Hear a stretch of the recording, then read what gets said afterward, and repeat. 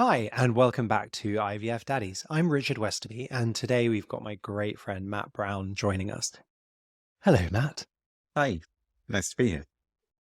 I've known Matt now for about 9 years, and we first met at a presentation that I was doing about baby making, realistically.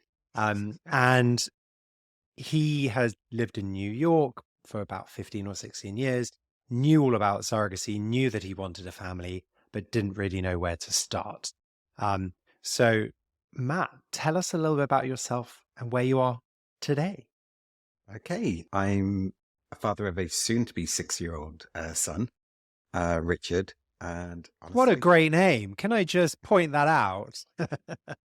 come on, the minute you discovered he was going to be called Richard, it's sort of, thank you so much, and I'm going, yeah, no, Yeah, sorry, my dad's called Richard. yeah, it's my dad's name, but I will take credit.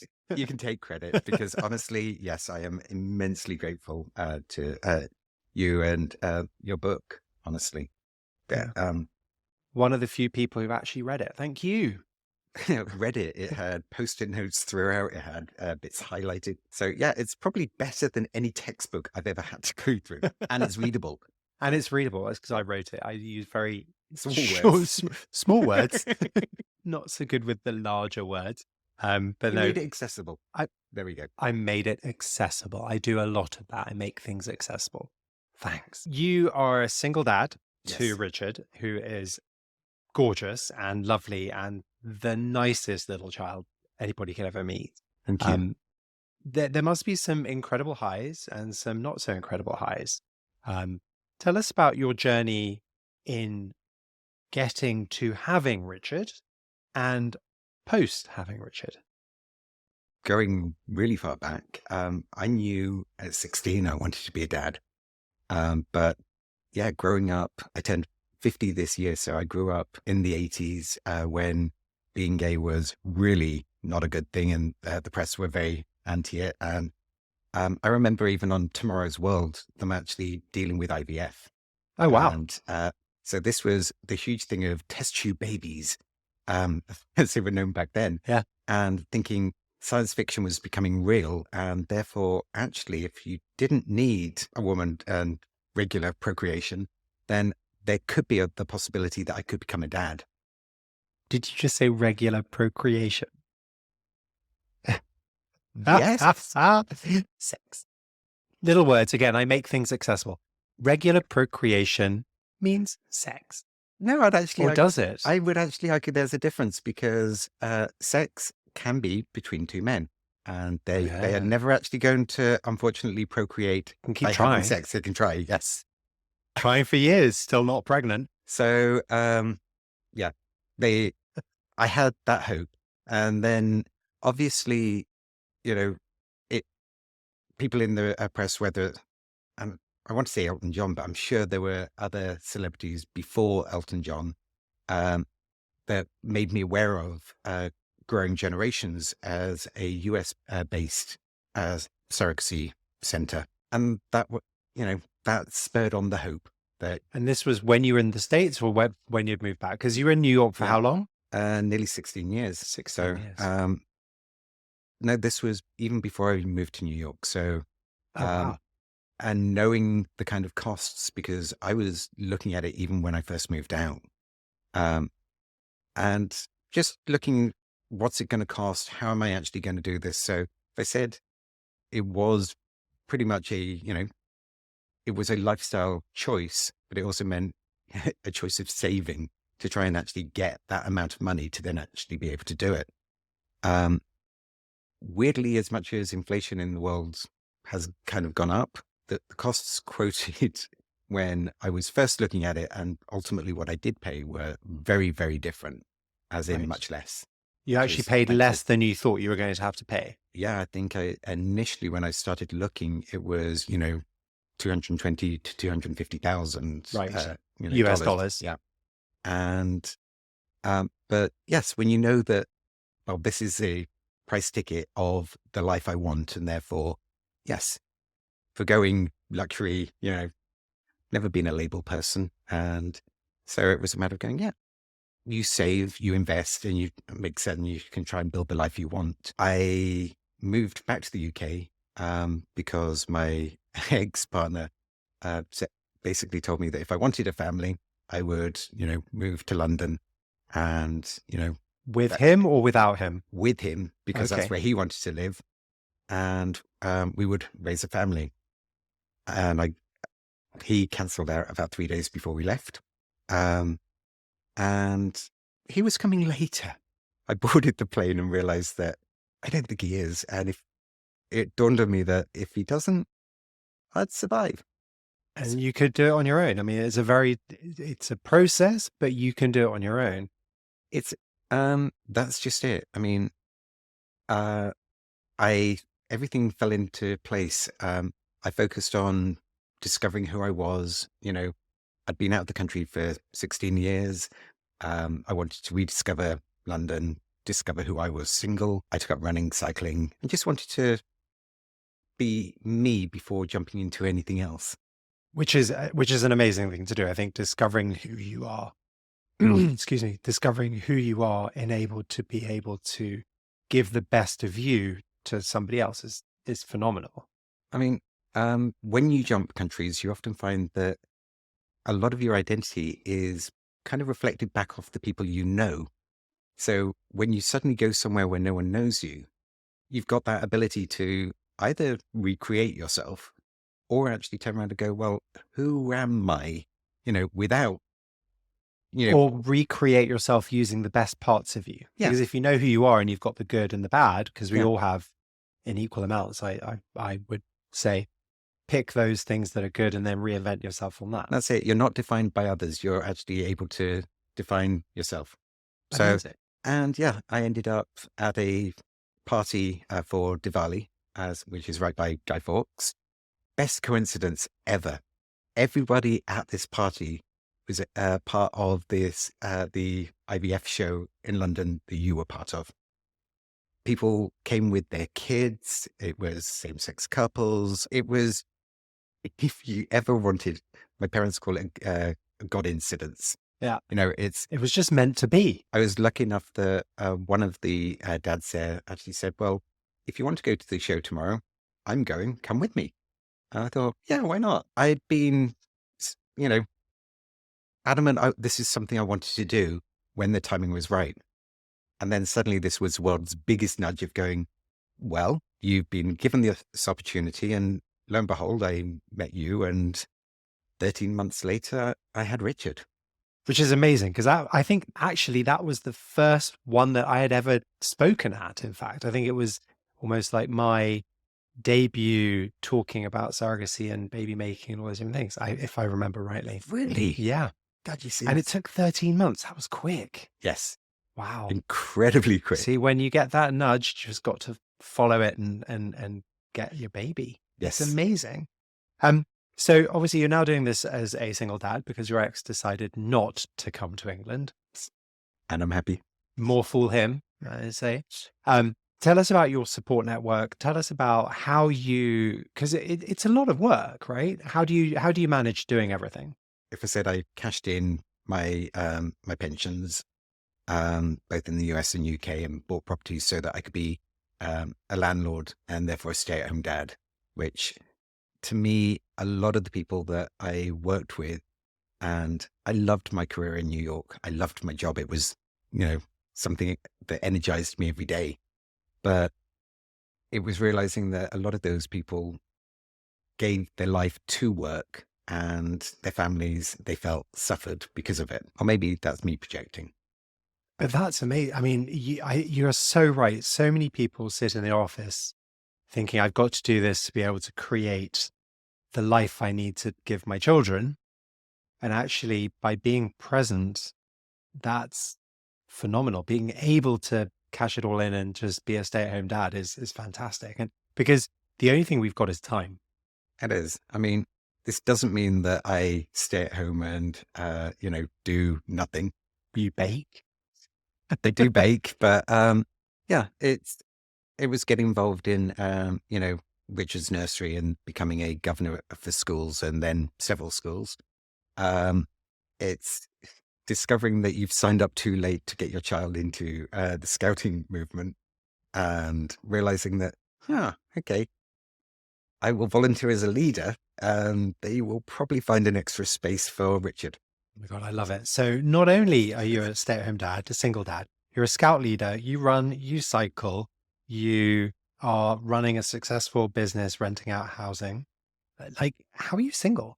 Like, any single men out there looking for a date, let me know, because this one over here, Thank you. catch. I'm like, there you go. I will not say no to that. Oh, I'm that's going bright red, but yes. You haven't got med, honest. So your support network obviously includes a lot of friends, which is amazing, but also includes your parents who are very instrumental in your life. And I've been lucky enough to meet your parents, and they're very, very nice people. Thank you. How are they involved with Richard and his upbringing, and how have they molded a little bit of who you are and what you're bringing into his life? Wow. Multiple parts to that question. I live 100 miles away from my immediate family. Actually, they're an hour and a half drive away, which makes it quite easy and nice. Working for myself just meant that the properties I rent out are in Norfolk. So I'd actually go up to Norfolk, one day a week, or occasionally a couple, stay with my parents. And Richard's actually had time with his grandparents, with my siblings and his cousins. And that way, the family bonds, which have been important to me, are something that he has. Yeah. I have fantastic neighbors where I am and some fantastic friends. So colleagues that I used to work with, and even one of their mums, Tina, actually babysits, which allows me to I do beaver cubs, or beaver scouts, I should say. I don't know what that is. What's that? Okay, so the scout movement actually began with Boy Scouts and Scouts. Right. They then came out with Beaver Scouts, which is, so Cubs is 8 to 10, and then 10 to 12 is Scouts. And I think it goes on beyond 12, but you then have Beavers beneath that, which is 6 to 8. And in the last few years, they came out with Squirrels. Oh dear God, it sounds like going out into a gay night. You've got the squirrels, the otters, the bears. I'm like, the scout movement, who knew? They preempted all of that. They truly did. And well, no, I have to say they are very LGBT friendly. You can even get a Scoutmaster rainbow flag necker. Interesting. So I, for some reason, thought that the Scouts was very homophobic. It had a history of that, especially in the US. Right. But now it is much more inclusive. It is open to boys and girls. So our troop, we have probably a good equal mix between girls and boys. And it's fantastic. Oh, amazing. And then within your support group, I want to talk about a friend of yours, Julien. Fantastic. Who I've also met and who's very nice. Tell us a little bit more about that. I was part of the London Frontrunners, and I think it was actually through one of them that I was connected to Julien. I mean, one of the things of being a solo parent, or through surrogacy, is the amount of other people that have then asked questions, or you've connected and you've worked with, and tried to steer them on the path or connected to you. And yeah, I got connected to Julien, who is phenomenal. We went on holidays together with Richard, went to Turkey. I mean, I think we've done 5, 6 countries. And Julien's just a platonic friend? He is as fantastic inside as he is outside. This guy. Oh God, this should turn into a dating show. IVF daddies, come to us if you want to find one. I think he's taken, actually. Very nice man. Good. Very nice man. And yeah, no, Julien, lovely guy. So he started hanging out with you, learning more about the surrogacy process, how to parent, and then what happened? Then he actually asked one day how I'd feel about him actually using the same egg donor. And as much as he was worried about my reaction, I'm there thinking, yeah, to me, I couldn't think of anything more. I want to say fun, but fun's the wrong word. I liked the connection because actually he has a daughter called Alice, and Alice she's phenomenal. She and Richard because they share the egg donor mum, they do look so alike. Well, they're brother and sister. Yeah, that's it. Julian wanted, he'd asked, he said, look, I'd like a little Richard, but he chose a girl. And yeah, so lockdown happened, and Julian is Swiss, but naturalized in the UK as well. And I think the whole plan was, his family were going to go out and be with him when Alice was born. And suddenly it was a matter of going, great, I've got to apply for permission to be there for the birth from the US government. Because you couldn't travel into the United States during COVID unless you're an American. Which thankfully myself and Richard were. So you went with him. We went with him. We were there for 6 weeks. Amazing. And it was fantastic. I mean, I think this is the most amazing thing. So you have a friend. You are my go-to person whenever I've got a single dad who wants to look at raising a family. So you start explaining the process to him. You go through it all. He starts hanging out with you and Richard and goes, wow, this child is amazing. Can I use the same egg donor as you? He uses the same egg donor to make embryos, then has a surrogate and has Alice. Yeah. So basically you now have Richard and Alice who are in effect siblings, right? They are being raised as brother and sister. I mean, the fact they're in different houses, we meet up, we have sleepovers. We had Alice for last Easter. We still go on holidays together. You're like a divorced couple. Pretty much. Without the acrimony and without the nightmare to get to that point. That's it. Zero acrimony. And I mean, it's lovely. She's part of the extended family and Richard is part of Julian's extended family. So whereas I went into this as a single man, the one regret was Richard would only have one set of grandparents, which you can look at it and say some people only have one set anyhow, or don't have any. But the way things have worked out, yes, they've actually got a much wider family, should they actually ever choose to.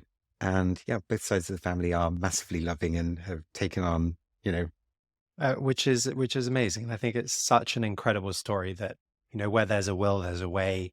And I fundamentally believe that family just needs love, and that's what you're providing. And you've created your own family around Richard, and you're providing him with that pastoral care and family care, but that he needs. And that's phenomenal. I mean, that's it. There is blood family, and then there's family you choose. Yeah. These are your friends.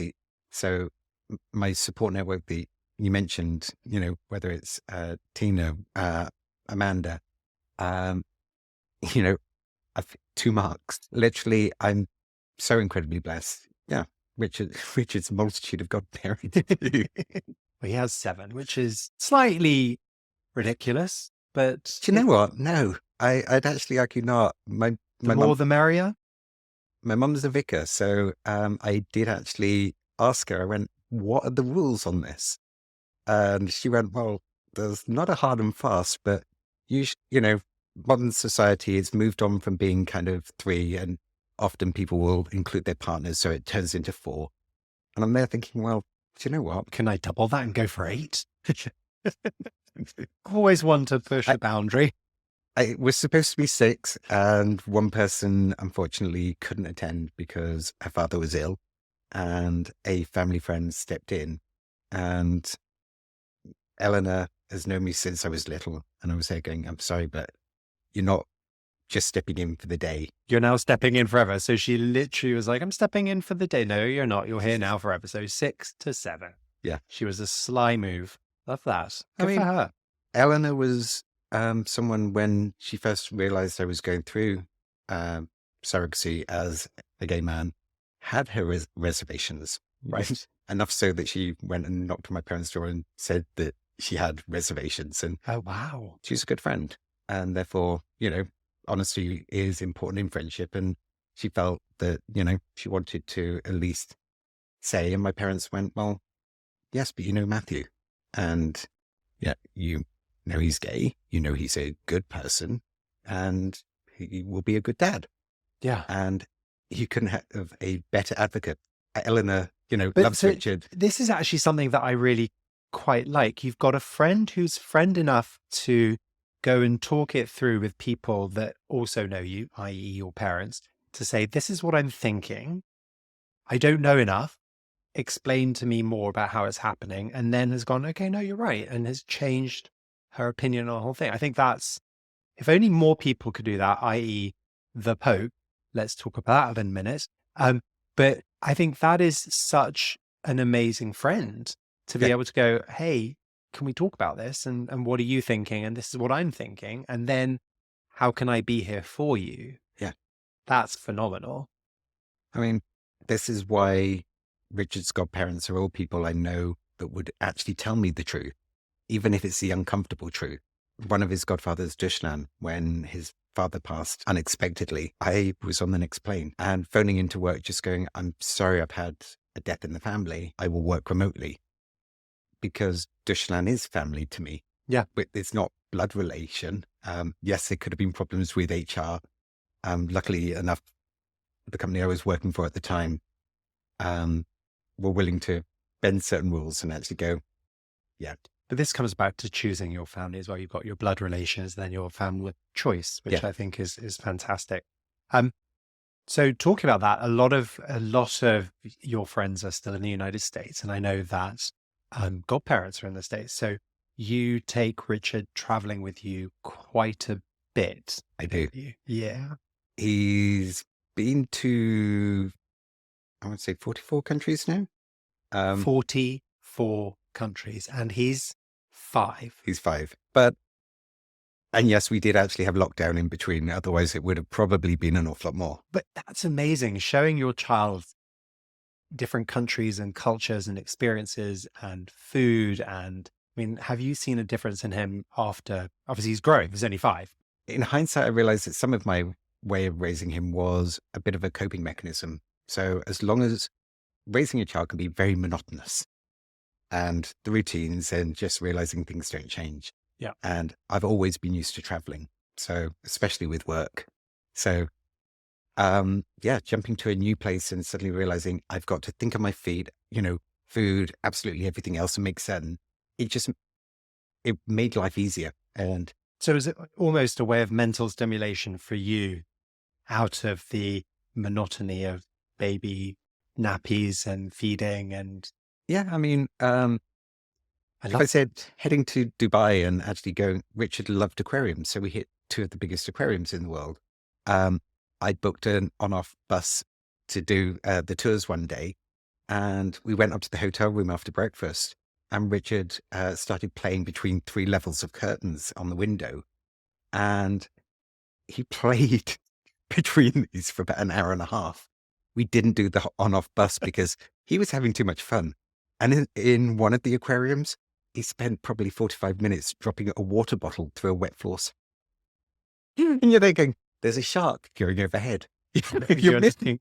But that's the wonderful thing about children. They Yes. see things that we don't see, and they kind of, I find, at least with mine, I always remember when Alexander was probably 2, we'd driven out to the countryside. So another thing we have in common was Norfolk.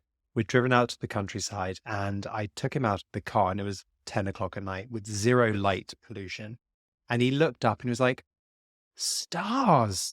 Because he'd never seen stars before. He'd seen them in a book, or he'd seen them in the night garden, or, on the TV shows, but he'd never seen them in person. And I just stopped and looked, and the ability to look at old things with new eyes, Absolutely.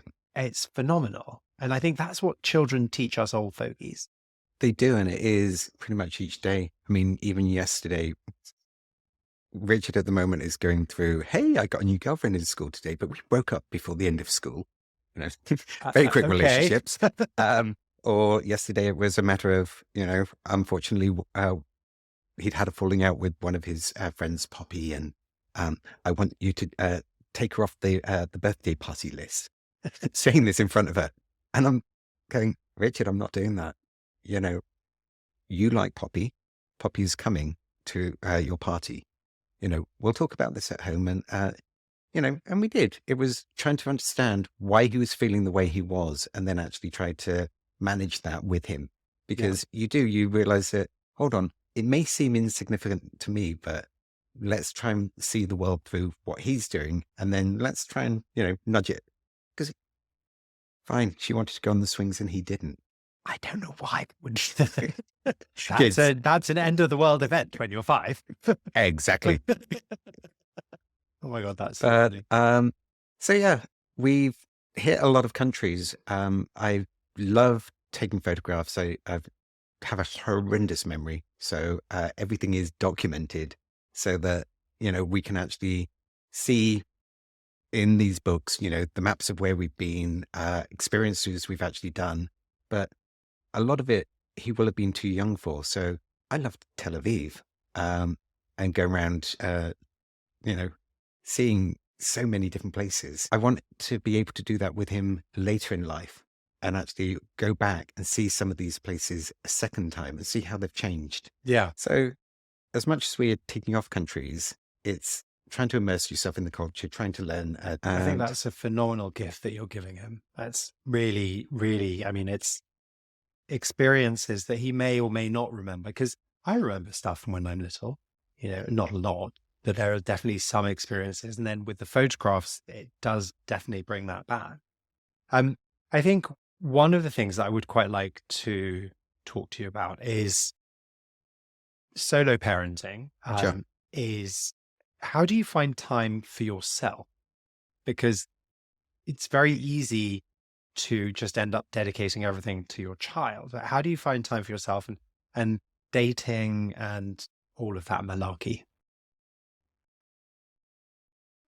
That is something I probably could be better at, if Yeah. I'm completely honest. But changes this year would be the fact that, having been on the London Gay Men's Chorus waiting list for 6 years, I've finally been Oh my accepted God, in. they've let you in. They've let me in. Amazing. So, Thank you, London Gay Men's Chorus. which now means I will actually be beginning that this month, which Fantastic. gives me 1 day a week where I'll be in London, surrounded by, gay men, and just it's in the same way I love the London Frontrunners. You could actually do something that you're passionate about, and you can actually be 100% yourself. But as much as I live my life as an out gay man, there are certain things people censor, whether it's they're talking about how they met someone, over coffee, or, and coffee is a synonym for grinder. It's purely a matter Why are you of, pointing at me? no, my hands are doing this. We did not meet over Grinder, Matt and I. We so did not meet over Grindr. It definitely not. Why not? No, cheating. Once again, I'm going red. Completely lost my point. You're surrounded by people, like-minded people doing things that you love, so you can be yourself unfiltered. Yeah. And so I'm kind of looking forward to that. The London Gay Men's Choir, not chorus. Trying to do things for myself. I have a couple of workout sessions with a trainer each week, and Ure is absolutely phenomenal. And yes, it is time for me to talk to someone, work out, really, leave the gym feeling absolutely buff and get a good pump on. And yeah, it is so easy to just get wrapped up in parenting, and especially as you are very involved with the schools and doing all those different things. So I think being able to sit back and go, okay, it's something that I want to do this year as well. It's like, what's going to give me joy, even if it's only for an hour or two a week, but that's not around my children. I mean, I love them dearly, but do you know what? I don't think there's a single parent out there, straight or gay, that won't actually turn around and say that, do you know what? We love our kids. Summer holidays or just even half terms, you're there going, oh crap, I've got all day, every day, and I've got to actually entertain them. And you did that when they were little, but obviously it changes every year, month to month, so you're always adapting. And when they go back to school, you're there going, yes, breathe I've sigh of got a relief. few hours to myself. And it's lovely because, yeah, I can come into London, I can actually do things during the day and just meet up And with do things friends. like this. You know, Yeah, thank you for being on this podcast. I mean, you are such a wealth of information. You are such a positive, reinforcing person that I'm remiss in not spending as much time with you as I should. Um, and I think if anybody is interested, hashtag UK rules is his Instagram. Because you know the UK rules. Um, but yeah, I think I would like to say thank you very, very much for your time today. You have been a great guest. And if there's anybody out there that is thinking about solo parenting, please, please, please let us know because Matt is a phenomenal person to talk to. I am more than happy. I mean, the one thing I've actually learned is I have my son because so many people actually gave up their time and were willing to actually help. You pay it forward, and I will be forever paying it forward because, I'm forever grateful that I've got him. And that's why we love you. So thank you very much. Thank you.